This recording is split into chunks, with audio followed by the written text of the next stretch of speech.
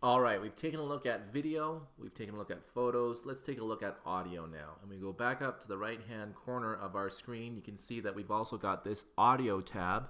If I select that, that now opens up different types of audio that we can now bring into our project.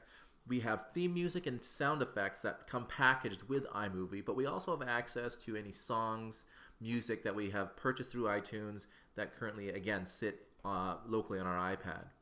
Now let's take a look at theme music. This is the soundtrack that will sit sort of playing in the background of our movie. And we've got a relatively short list, but it is diverse in terms of style.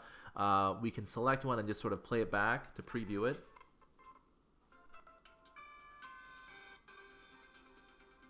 If you don't like that, we can also select. And if we like a particular piece of theme music, we can simply just hit that down arrow and that will bring it into our project. And the nice thing about this is that it sits underneath the video, so it will play quietly in the background while the audio and the video continue to play on top of it.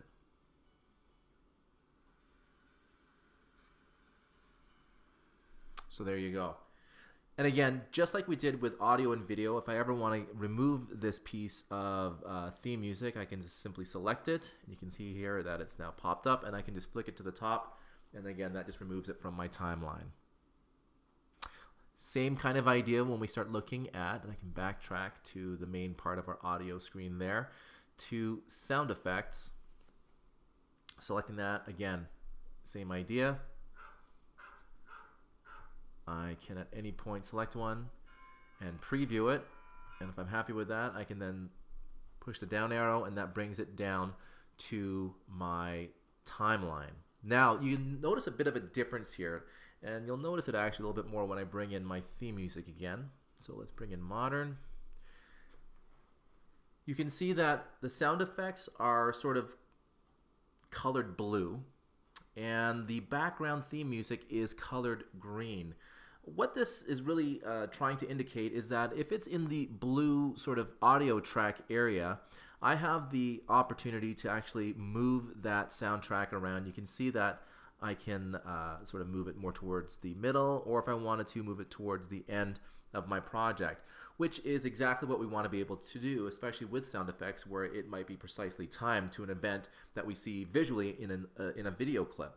Whereas the theme music just basically runs in the background. Now, you might want to have the theme music start at a certain point, in which case you don't want it necessarily starting at the beginning and running through the entire project. There is a way for you to actually move this soundtrack so that it is in the what they call foreground, and basically moving it up to the blue level audio track area.